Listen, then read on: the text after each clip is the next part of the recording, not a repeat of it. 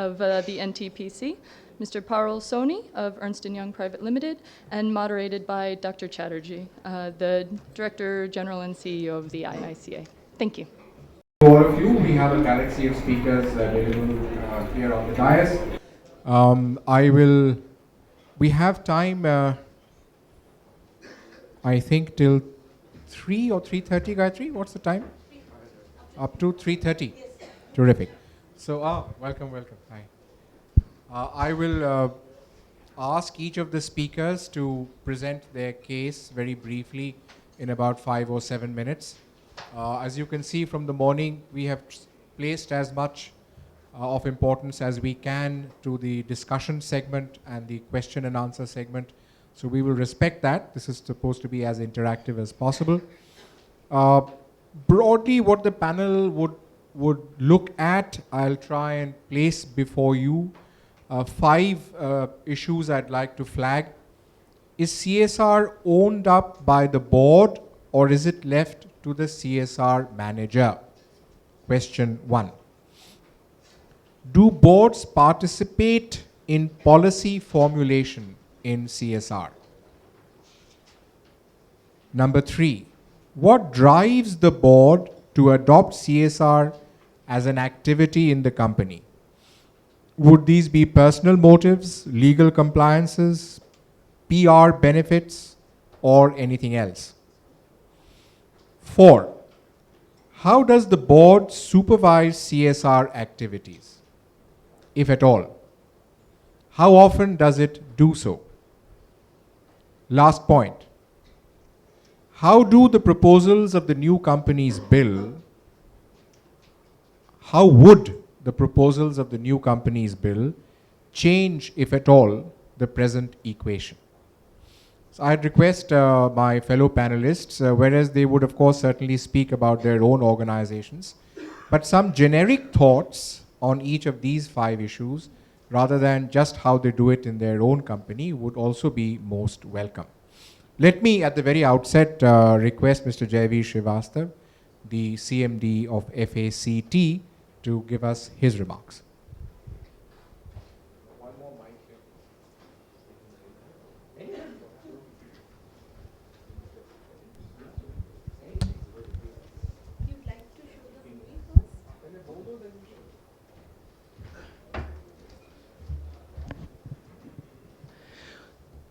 Very good afternoon, everyone.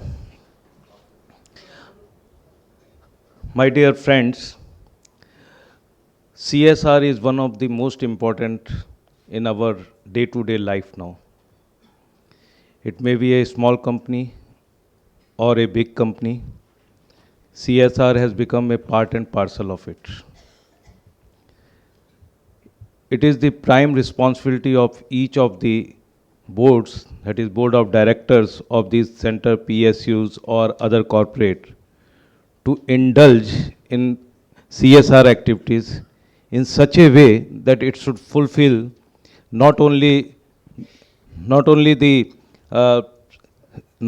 things which they think are fit to do any such activity, but for whole of the society, community, and each and every one of us, which is going to have an impact on that.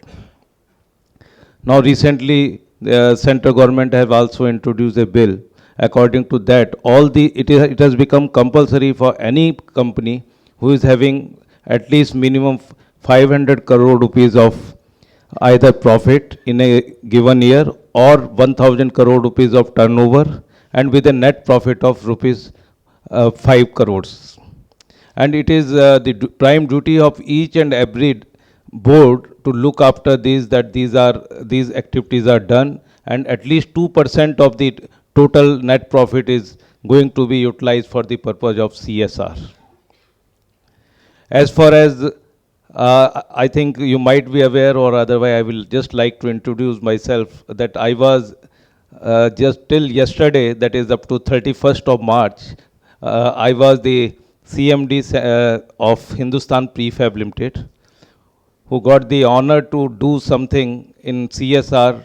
It was just like a public PP model, that is public sector to public sector, where 10 public sectors were involved, and Hindustan Prefab Limited was the executing agency in not less than any other place but at Leh, Ladakh, a place bordering China as well as Pakistan.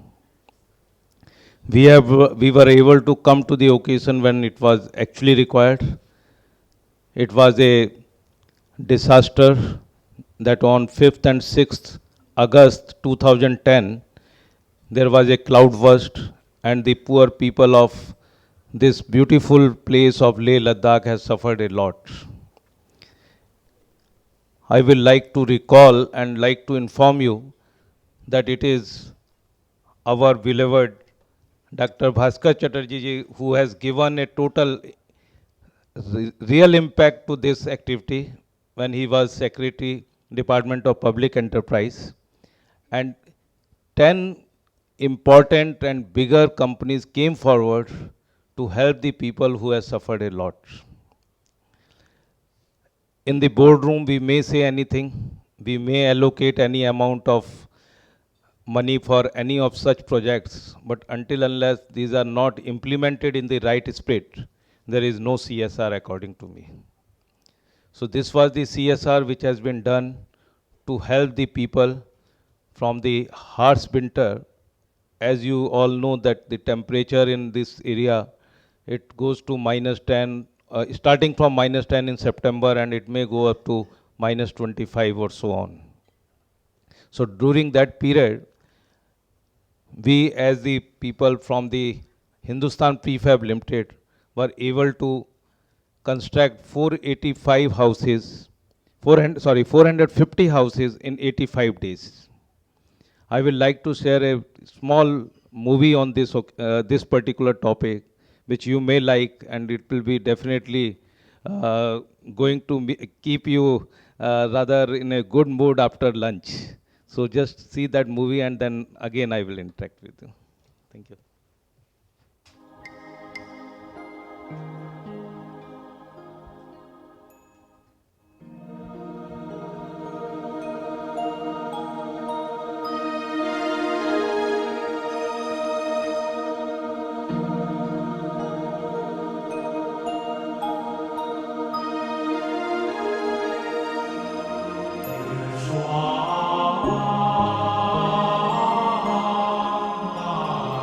Nestled between Tibet to the east and Kashmir to the west, Leh, the largest town of Ladakh in Jammu and Kashmir, is dynamism personified.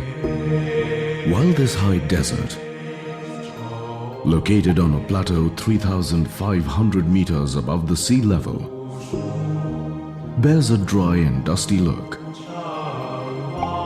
the roots of the Indus River that flows nearby paints the landscape in a perfect green. The picturesque grey giants enveloping the city transcend the onlooker to a different altitude of ecstasy altogether.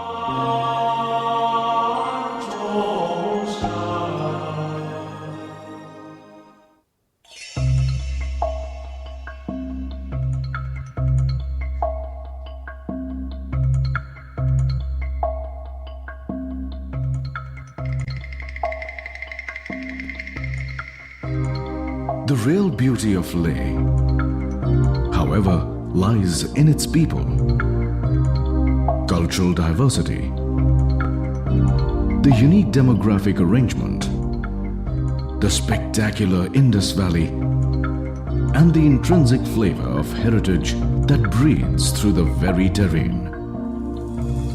Rich and deep-rooted ethnicity fills the air as one walks through the winding cobbled streets, passing through a never-ending trail of shops selling local crafts, fabrics, and other fineries.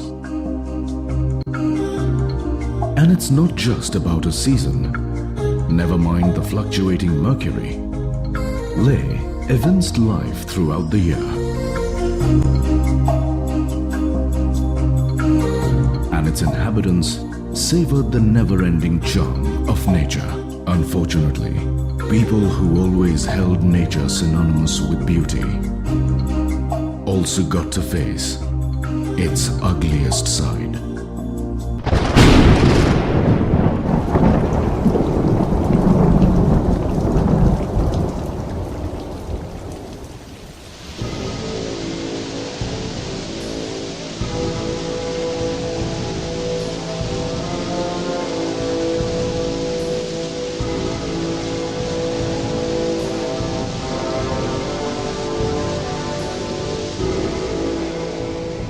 The flash floods caused by cloudburst hit the city on the ill-fated night of August 5th, 2010, when the entire city got gutted into a mass of rubbles.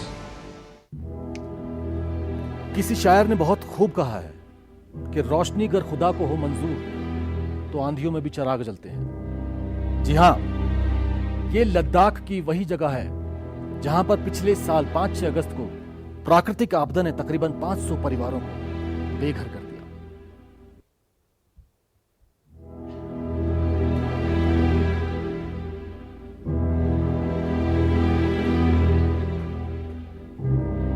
In a matter of 30 minutes, once a scenic and soulful city epitomizing the bounty of nature became its most gruesome prey.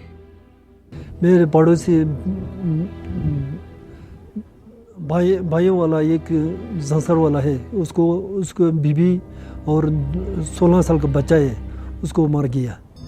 मेरे पड़ोसी भाइयों वाला एक युगू का है, उसको बच्चा छोटा बच्चा है, वो तो मार गया। ये लम्हा भी मार गया। The floods claimed lives of more than 500 families, injured most inhabitants of the city, and rendered thousands of them homeless. यहाँ पे जब 6 अगस्त को रात के 11 बजे यहाँ पे फ्लड आया था। पहले यहाँ पे रात को यानी हवा आया था, उसके बाद यहाँ पे फ्लड हुआ। उससे पहले सब यानी गांव वाले यहाँ से स्कूल की तरफ भाग रहे थे, आगे पीछे सब चारों तरफ से लोग भाग रहे थे। जब हमने सुबह देखा तो यहाँ पे बहुत से घर यहाँ से तबाह हुआ था। जब हमने गांव की तरफ देखा तो बहुत से लोग भी मर गए थे। फिर जैसे लोगों ने ये खबर सुना तो सब यानी जिसकी मौत हुए थे उन लोगों को ढूंढने के लिए गया था। Many public buildings like hospitals, bus terminals, radio station transmitter, telephone exchange, and mobile phone towers got destroyed, virtually cutting the land from the rest of the world, where once stood a spirited, bounding city, now looked like a huge expanse of vast burial ground.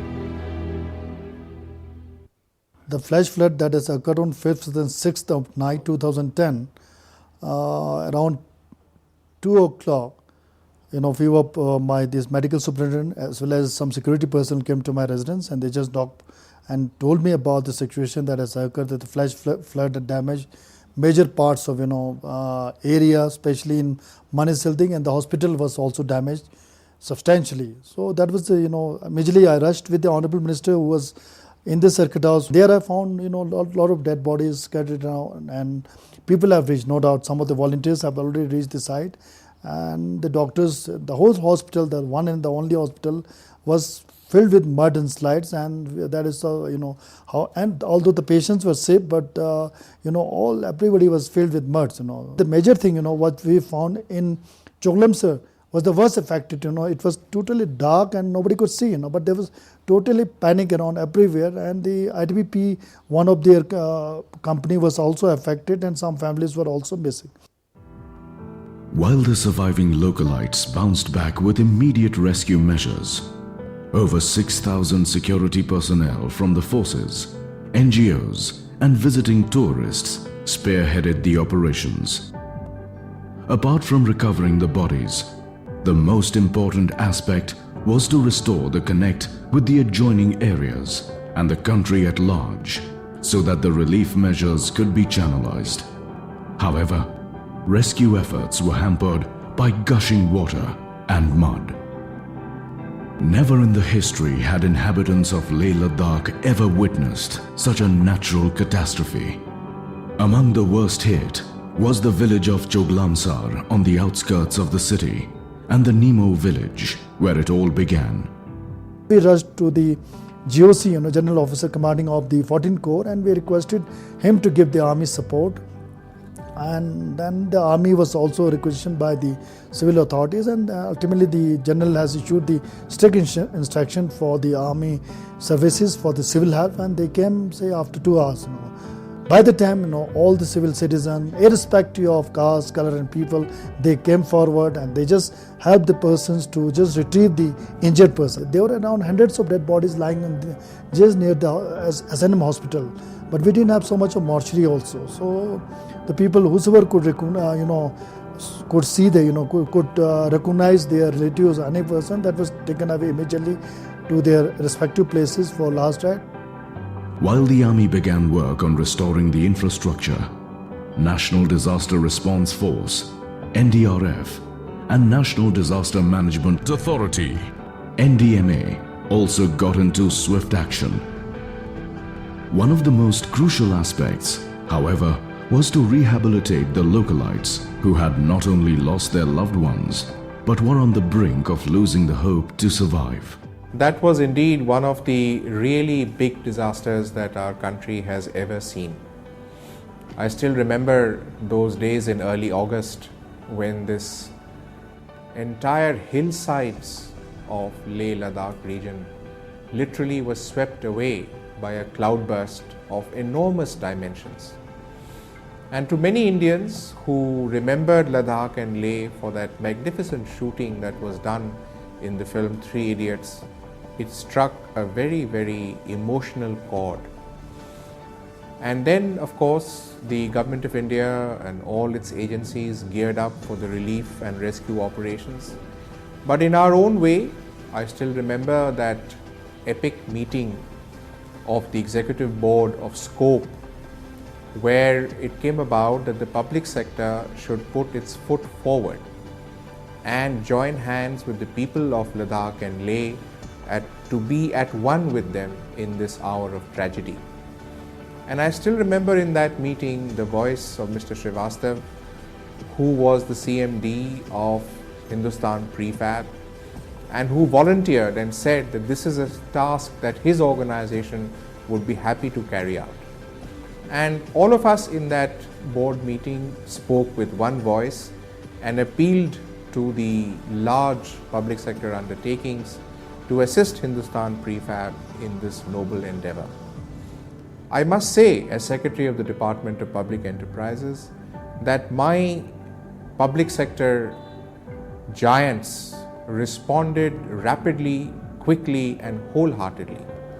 And we were able to put in a fairly large sum of money with Hindustan Prefab so that their elbows could be strengthened and that they could take up this task forthwith.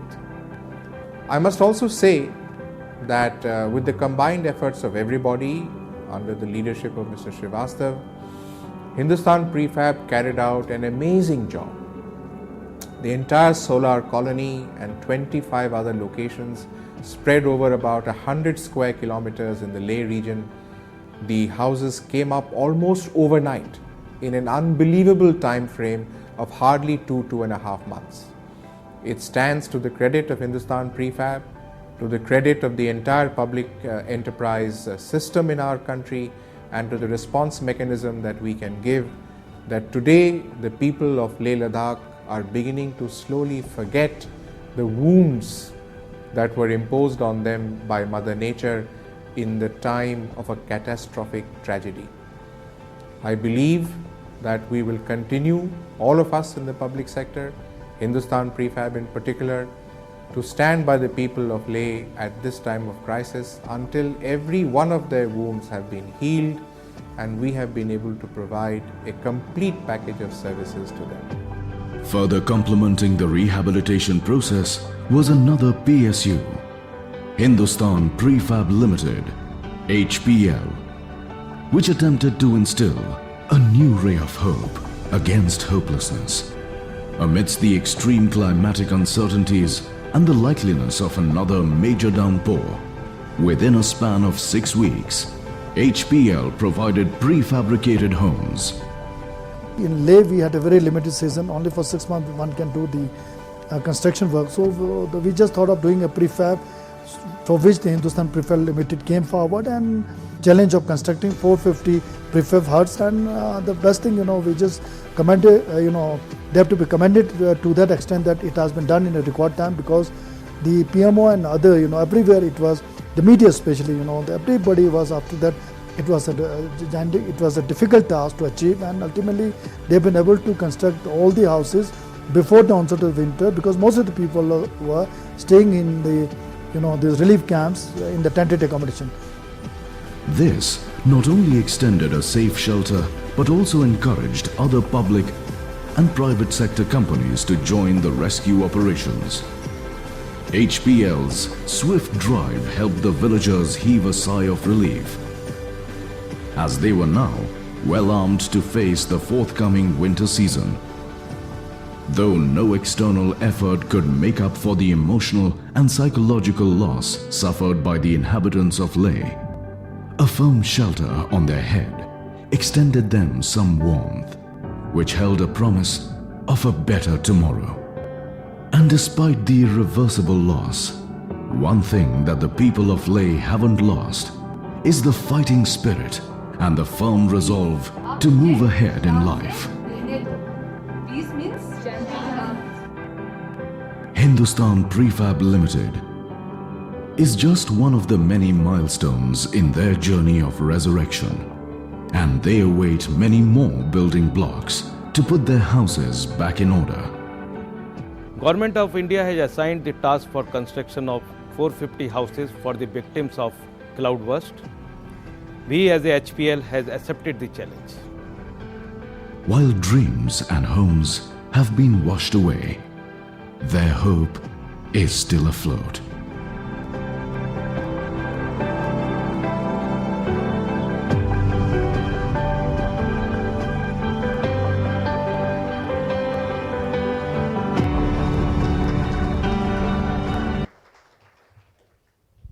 So there you have what a marvelous example of what corporates can do together when they are synergized. And this shows you, government always says, let charity begin at home, how public sector companies can come together to deliver at a time of national ordeal. So thank you, Srivastava Sahab. We will take questions from the floor as and when our turn comes. I'll now request Mr. Amitav Chaudhary, CMD of HDFC Life, to give us his thoughts. Hello. Thank you, Dr. Chatterjee. Sincerely appreciate this opportunity. I'll try to not answer all the questions one by one, maybe just combine the answers a little bit in what I think CSR is all about and how we should be responding to it, and whether the new companies bill is going to serve the purpose or not. When we look at what the companies bill is actually doing, it's is just asking the corporations a very simple question, that when we are trying to grow, nurture, pay our employees, provide a return to our shareholders, we extract a lot of resources from the society. And the companies bill is nudging us to answer a simple question: what you as a company are actually giving back to the society. And can you please inform us? And when you're formally responding to that question, then hopefully you will end up doing something also in the process. So that's a simple question being asked. That's what the companies bill is nudging us to do. And the response from the corporations, I think, can come in three forms. One is that they might look at it as a cost of doing business. When I talk to a lot of my peers, invariably the response, people who are doing nothing about this, say that, okay, this is now a cost of doing business. Is it going to be tax exempt? So the immediate questions which come to a lot of people's mind is it a cost of doing business? The second response could be, is it a way of doing business? I mean, do I really accept it as something which I need to do? I should be doing it because I do need to get back to the society, and so I institutionalize it. I ensure that a lot of people in the company are actually volunteering for it. I spend some money on it, so it becomes a way of doing business. For me, the best way to respond to this requirement is actually, is it a strategy? Is CSR part of your strategy? And you might say, what is the difference between way of doing business and strategy? I see a big difference. I think strategy forces the company to to firstly reinforce the notion that CSR is an important part of what we do. Secondly, when it becomes part of your strategy, actually the focus it brings from everyone, from the management team, from the board, from the company at large is very, very different from when you're saying it's just way of how we do things here. So if it is treated as a strategy, then things become different. I think it's a very different level from, way of doing business or cost of doing business. So the response to, again, hopefully, I'm sure the government is hoping for that this actually becomes a part of the strategy of the corporation so that real benefit can be brought about to the people. When I sit in some of the committees of some of the organizations, for example, FICCI, CI, and stuff like that, and we discuss amongst ourselves, I do see very clearly a notion creeping in that will this qualify for CSR, and will this activity qualify for CSR? And when you hear that, it's very obvious that people are seeing it as a cost of doing business, and if it is a cost of doing business, what are the costs I can grab and show under this particular category of CSR and somehow answer the question which is being asked of us. A lot of things have been asked here in these 5 questions about the board and the role of the board. For me, the board definitely sets the tone. If the tone has to come from the board has to really say that this is what we stand for, we want a strategy around it, and we want to see that strategy. We also have to understand and appreciate that the company's bill is posing a huge amount of requirements on the board of directors as we move forward. This is not the only thing they're supposed to do. The board of directors, the responsibilities on them are increasing, the liabilities on them are increasing, and there are very few people who now want to be on board of directors, given some of the liabilities they have to bear if they are especially independent members of the board. Over and above that, if I take example of finance industry where I come from, the regulators are playing a very important role in pushing a lot of things onto the board. When I look at the papers which we present in our board meeting, the stack of the papers is huge, and now the company's bill very clearly adds one more stack of paper around CSR policy. And somewhere the government has to kind of sit back and really wonder that, can the board really perform this role, what is expected of them when regulator is asking the board to sign off on everything. Now the company's bill is requiring them to sign off on various things, and so on and so forth. And a lot of the people who are board members, especially independent board members, and I'm sure Dr. Chatterjee can appreciate it, how much time do they really get to go through those board papers and really contribute in a very meaningful way to a lot of things which are being put on the table on the date of the board of directors meeting. So I would say and suggest that what the board can really do is set the tone and be very consistent about it and demand from management a strategy which is presented to them on a regular basis. If that can be done, I think a large part of the task is achieved.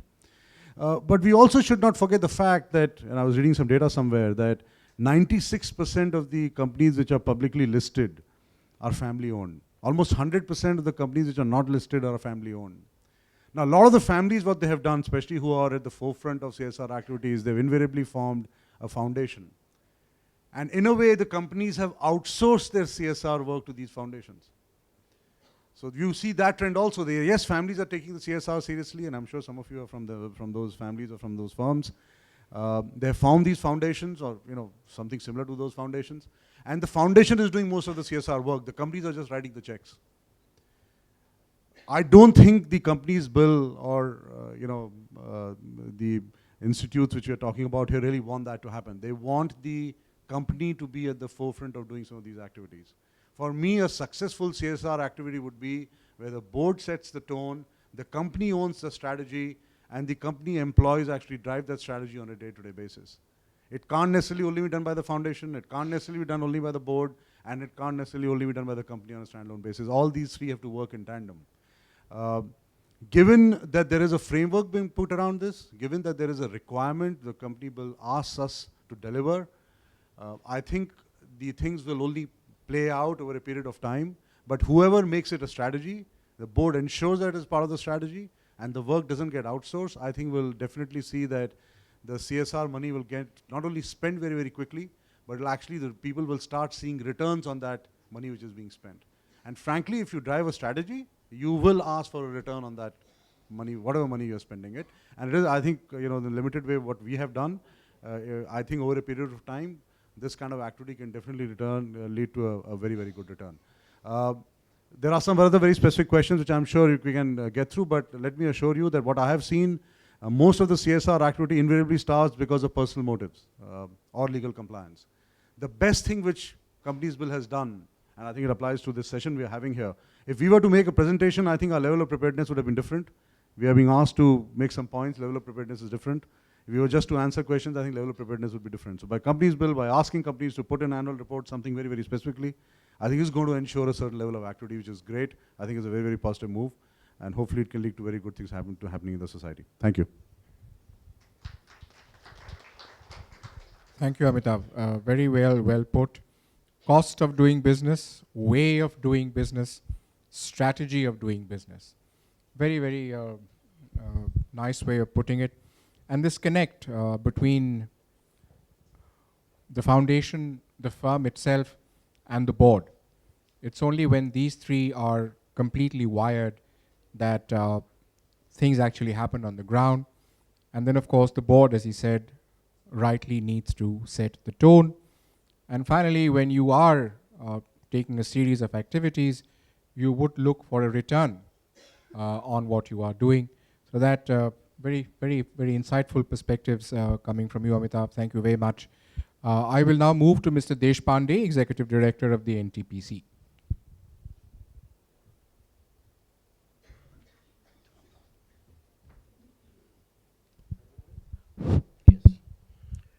Good evening to all of you. Respected Dr. Bhaskar Chatterjee and all distinguished speakers on the dais and off the dais, ladies and gentlemen. In fact, our chairman, Mr. Arup Rai Chaudhary, was supposed to come here today, but because of some last minute change, he could not come, and I am here. I am G.J. Deshpande, Regional Executive Director, presently placed at Mumbai. In fact, till 2010, I was working as a head of project in NTPC in number of places, and I was responsible for implementing all the CSR projects in NTPC, particularly in remotest place like Korba in Chhattisgarh, Kawas in Gujarat, Farakka in West Bengal, Talcher, Kenya in Orissa, and Kanti in Muzaffarpur. Just one line about NTPC. NTPC, you all know, is a Maharatna company, more than 41,000 megawatt capacity. And now in India, our installed capacity is 17%, but our total supply of electricity is 27% across all India. So every fourth bulb is lighted up by NTPC. And in NTPC, we say our motto is powering the nation for its towering future. The NTPC way, CSR the NTPC way, and whatever the 5 questions sir has raised, and most of the answers for the questions will be in this only presentation.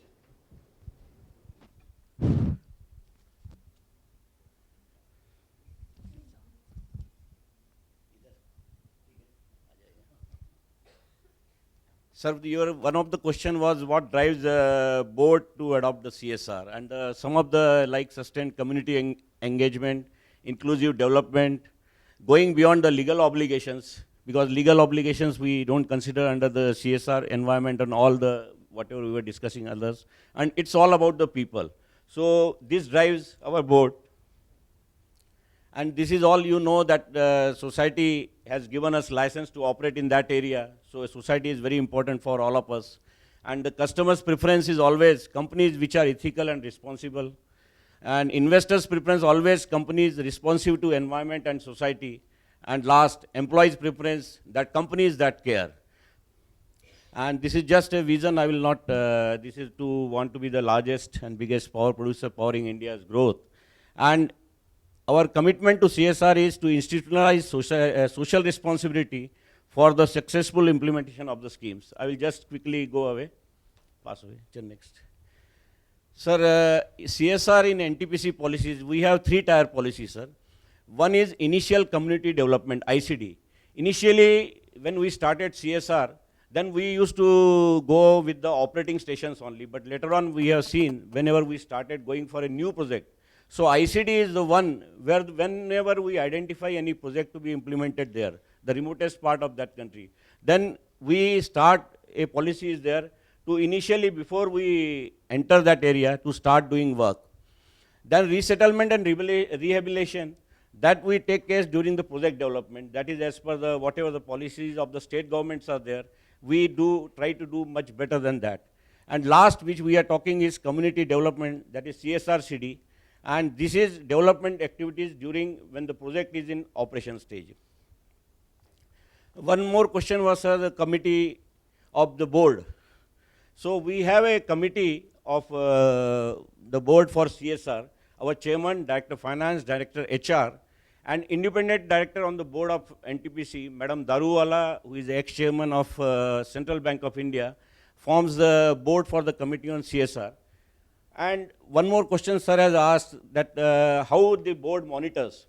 So we have a three-tier structure. At corporate, we have an independent HOD at the level of executive director who looks after all the CSR works. And at the regional level, regional executive directors and head of stations looks after that, and at the units. So all are having defined responsibilities, what they are supposed to do.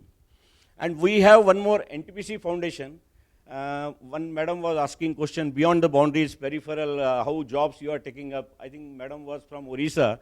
So in Bhubaneswar, near the Konark temple, Puri, and if you go here very close to Aksi village is there. So there also we have taken up many jobs like solar wind projects and sanitation facilities. So that we go through this. Then we have structures, three-tier structure is there at the corporate level where the policy related issues, monitoring, capacity building and external reporting takes place. At the regional level where we coordinate and monitor the progress of the stations, and the station where planning, implementing and monitoring is taking place. So this is just a process. I will not, basically village development advisory authority is there in every village. From there we collect the projects, and then need assessment study is carried out with the help of NGOs or independent bodies. And once the work is done, then we find out the impact assessment study also we carry out this. And we avoid government schemes, overlapping of government schemes with NTPC scheme. Just previous one. And these are the major 8 heads which sir was also showing during the bill which is likely to come, means 2011 bill. Capability building, infrastructure, women empowerment, education, health, sanitation, sports culture, helping specially able people. So these are the 8 heads where mostly we operate. So I'll go one by just capability building. We have adopted 17 ITIs because you know a lot of progress is taking place in the country, but there is a shortage of skilled manpower. So through Government of India schemes, we have adopted 14 ITIs, 3 through bilateral agreement with the state government, and 9 ITIs NTPC has made complete infrastructure. Like one in Maharashtra, this Solapur, we have formed a Solapur Power Training Institute where all types of skills from carpentry to wiring, everything is being, and it's a cost of 35 crore rupees. We have developed a total infrastructure. And more than 11,000 students are getting benefit of this. Next. Then education, we have supporting the almost 500 plus schools where 50,000 students are getting benefit of that. And all this construction, scholarship, all the top 10 students in that villages are getting scholarship of NTPC on monthly basis. Next. Infrastructure, we go for the road, drinking water, 118 villages are benefiting. Like drinking water, I will say like Maharashtra, you must be daily listening in the news, there is a shortage of water. So for Solapur Municipal Corporation, we will be bringing water for our project from 130 kilometers away from Ujjaini Dam. But we will be laying one independent line for the Solapur at the cost of 220 crore rupees separately for the municipal corporation. So that will be also as our R&R and CSR action plan. Next. Women empowerment, that all skill upgradation training programs we are carrying out. Next. That mobile health cleaning. Earlier we used to have a medical camps with, we have in our established projects, hospitals. So we used to have a health camps in their villages. But later on we found that it is not getting much effective. So then we have switched over to this mobile health clinic concept. We have a full-fledged hospital ambulance with us, with a doctor. And we provide the medicines also to the nearby villages. Coming at least 15 kilometer area, we cover every day, one village is covered. So these are already operating at 11 stations. And all other stations, we have 23 stations as on now. So out of that, 16 stations will be operating it. 5 stations are close to the city, so they don't need it. Just last. And one more great initiative we have taken is that DOT center for the TB control. And 9 stations are operating this. Here, through NTPC Foundation, we have provided all the infrastructure, and our ambulance is there, and we have technicians, and they goes and provide the medicines free of cost. So this total funding is done to the NTPC Foundation. This is same that almost 18,000 patients are registered and getting benefit of this. Like sanitation, I told all this drinking water and all other projects we are taking up. We know many sportsmen like our projects are there in Bihar and Jharkhand also. Many sportsmen you have seen comes from Jharkhand and Bihar also. So we are giving ample opportunities to them for training as well as coaching, and we are having a regular rural sports meet at our projects. And for differently, we have signed 7 ICT, Information Communication Technology Centers starting from Delhi, and Disability Rehabilitation Center in 5 stations we have established at our own hospitals only, where all the nearby 100 kilometers area or nearby area, such people comes there and we provide them all the whatever the required for their mobility. And the issues are the high expectations, because many times when we start discussing with the Village Development Advisory Committee, they want that immediate result should come. So, but we have to do the balancing act and take actions accordingly. And sustenance of the scheme is very important, because many times people ask for road and other things, but then question comes, who will maintain that? So that issue also is one more issue that which we have to take care. And this local politics always plays, but then we have to do the proper balancing act and take care that actual whatever required to the people goes to the people. Thank you, sir. Thank you. Very comprehensive presentation there from NTPC. The one thing that resonates is high expectations. NTPC is one of our Maharatnas, so there's a lot of expectation there from them. I will now call upon our last speaker for this afternoon, Mr. Parul Soni, Executive Director, Ernst & Young. Thank you, and it's a difficult task for me today because after lunch, it's a difficult session. So, I'll try to maybe sum up and give you a different take on what we feel or what the global CSR thinkers are thinking about CSR and what's the board room agenda in different parts of the world. What's happening if you look at our country and if you look at our preamble, our constitution, the constitution also says that we have to be a socialist republic, sovereign republic. And if you look at our amendment, 42nd amendment, which was basically we introduced the word socialist. So the thinking is that from the purpose that why we in this country are talking about CSR, it's not new. We have other countries, if you talk about Nordics, if you talk about other countries have gone ahead of not only creating awareness or thinking about awareness or thinking about CSR, to actually imbibing the entire theory of how people-centric strategies should work. And CSR is not anything else, but it's basically how we imbibe the entire public or how we imbibe the entire theory of people or the community into the whole perspective. And the theory is that today, if people stop buying products, the companies can't exist. And CSR is not new. It's basically how we imbibe the entire theory of people into the entire thinking about bringing that entire philosophy. So from the boardroom perspective, today what is the concern of the board? The board concern is the brand, what they value. What's the value of a company today? The company, the value is the brand. And that's the brand the board is trying to maximize or multiply to that effect. So for the board, if you look at from that perspective, CSR becomes very, very important because that's an engagement with the people. And that's the engagement with how they want to look at or how they want to portray that we are very close to you. So I will cover 3 P's today.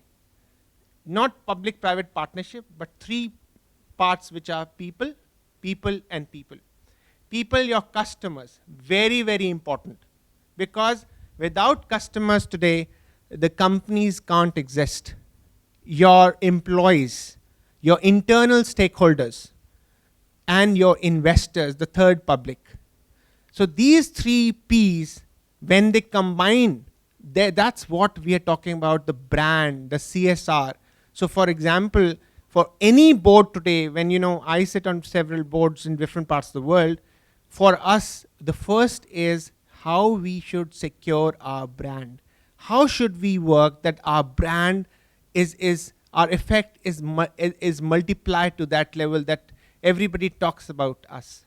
The other aspect is how should we be compliant to that level that we should really be ethical in our thinking. We should be responsible in our perspective and also our brand, and also or thinking about when we are talking about a company, company should be ethical, responsible, people oriented, and that's the people we are talking about, the entire CSR theory or the CSR strategy from that perspective. So it's top of the agenda. Any board which is, I have not seen any board which is talking about, without thinking that, people's perspective. If you, let's talk about, the technology we have, or if you look at companies which are family owned in Sweden, I can take an example of IKEA, very neutral company. Today, why are they investing in cotton, maximizing that in India, there should be best quality of cotton grown?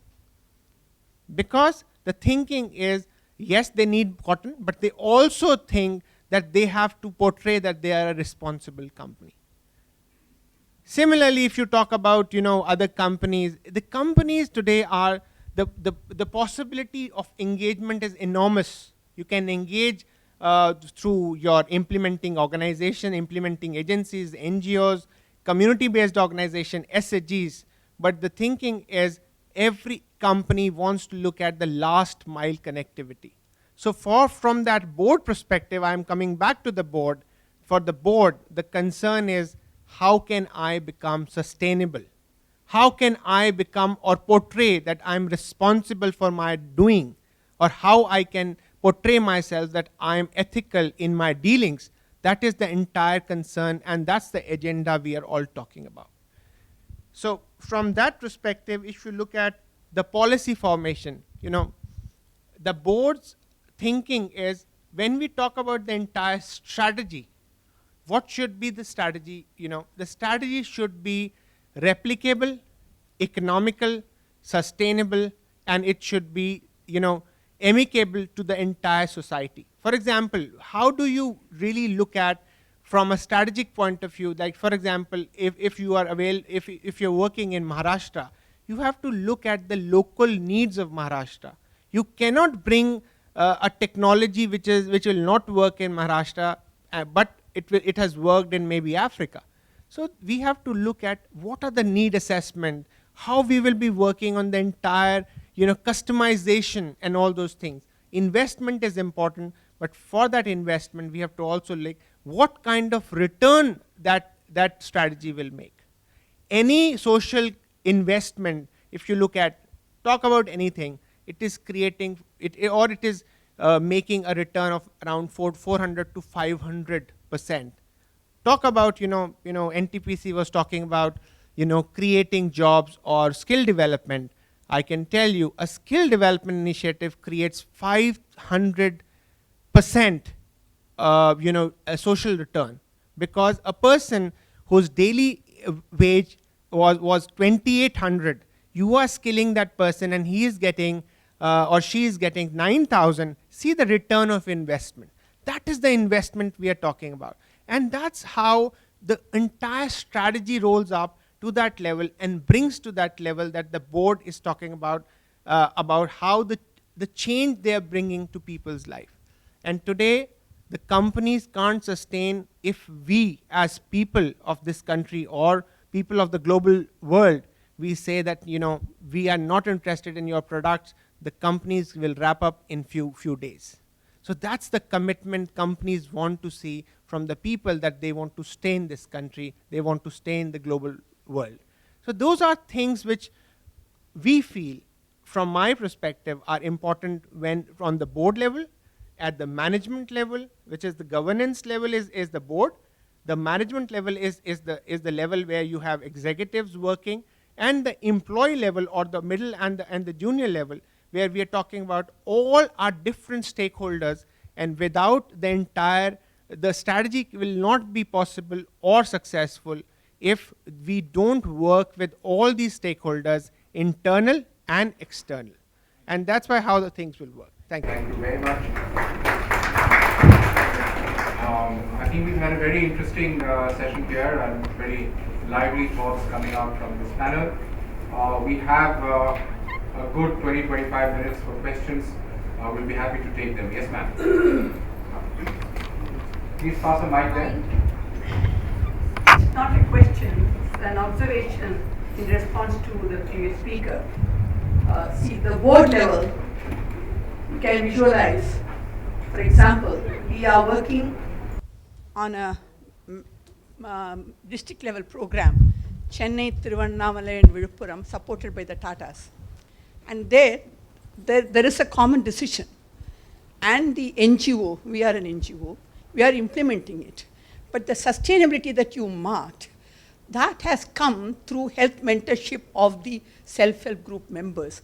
And that is definitely sustainable and replicable anywhere. That methodology through the self-help groups linked to the NGOs with all the track record, and it goes on and on and on. So there is never an end, and it reaches the community members. Thank you. Thank you. Next, please. Just pass the mic on. Yes, Mr. Nadkarni. Yeah. Very quickly, two observations, and it's to any one of you to answer. But the perspective is to, when the CSR board is set up, as envisaged in the Act, what exactly is the board really going to do about three things I want to learn about. One is, there's so much of innovation happening in different parts of business, but there is very little happening on the front of ownership and governance. In other words, after the idea of trusteeship, we have really not seen in private enterprise that the management or the owner is the custodian of the wealth created, therefore the distributive justice of which is all the controversy about. We are still talking about a pittance of 2%, which is quite disgraceful. But having said that, we still say that the distributive justice in a company in terms of ownership and governance is not very clear. And governance specifically, where I say that most boards take decision on the basis of voting and not on unanimity. Therefore, the culture in the organization is to just push the whole thing out, and the cascading effect is never participatory. And stakeholder engagement and all that requires that kind of. So this is the first observation. The second one is that we have continuously assumed in our business, and I don't know how we are going to dent that pattern, that profits are to be maximized.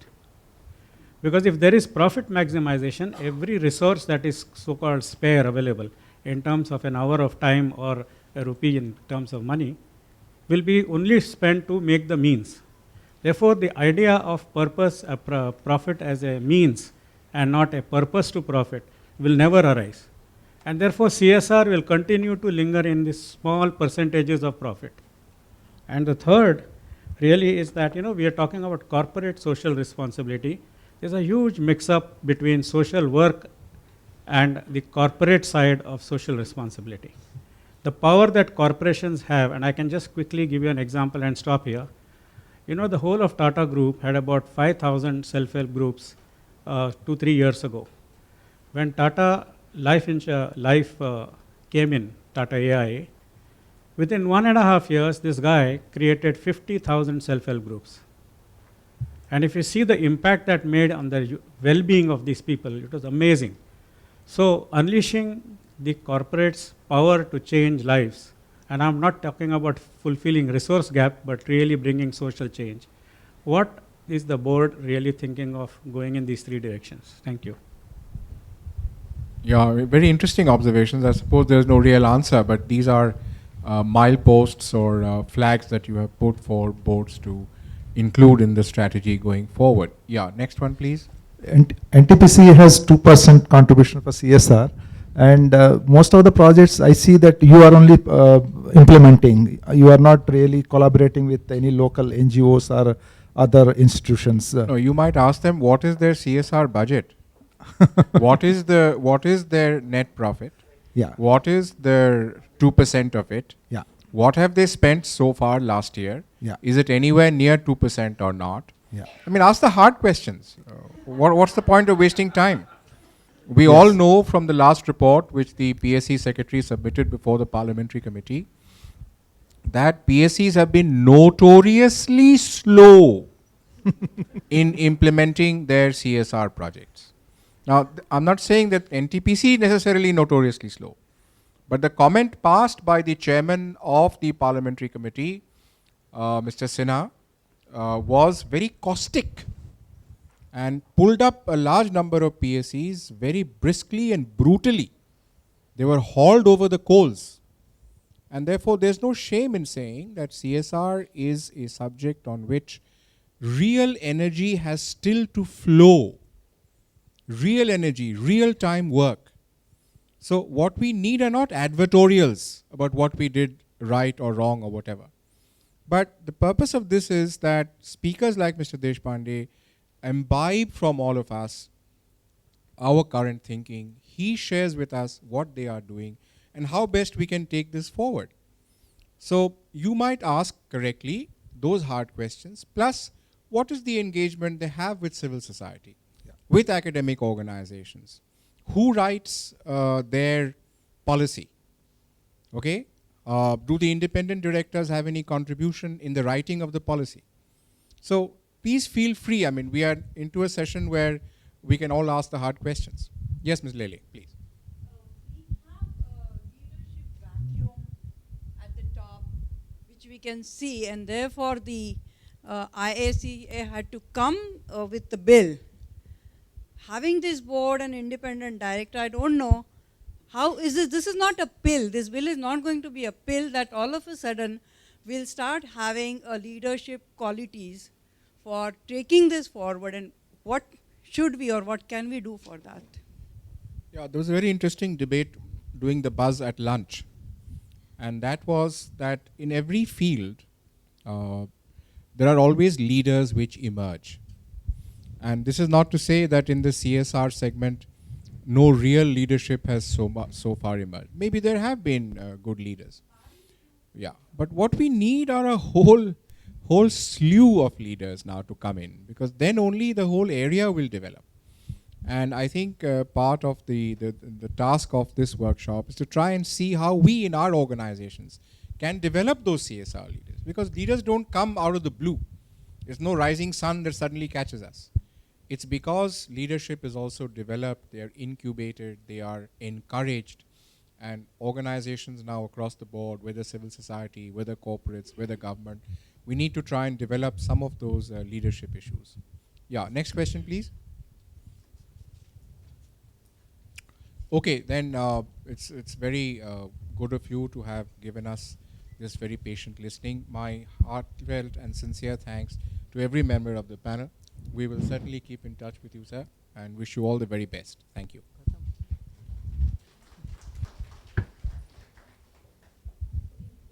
Mr. Srivastava, Mr. Chowdhury, Mr. Dipashtan, sorry again, Mr. Soni, and again Mr. Chatterjee, for taking time out of your very, very busy schedules, and for your excellent input.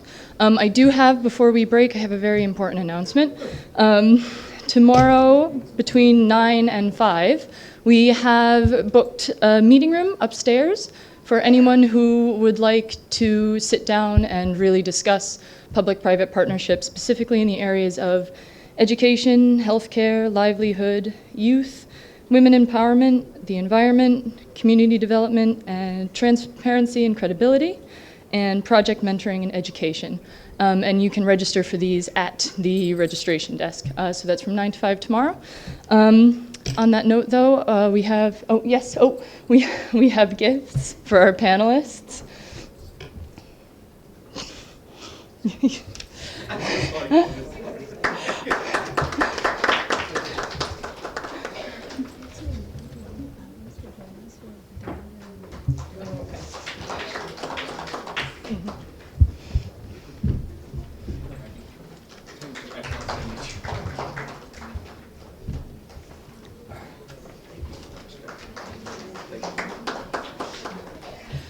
So we'll go for a coffee break right now to be followed by our final discussion, and then after that we would like to invite everyone to join us for dinner and cocktails. 3:45, we'll be back at 3:45, please. Thank you very much.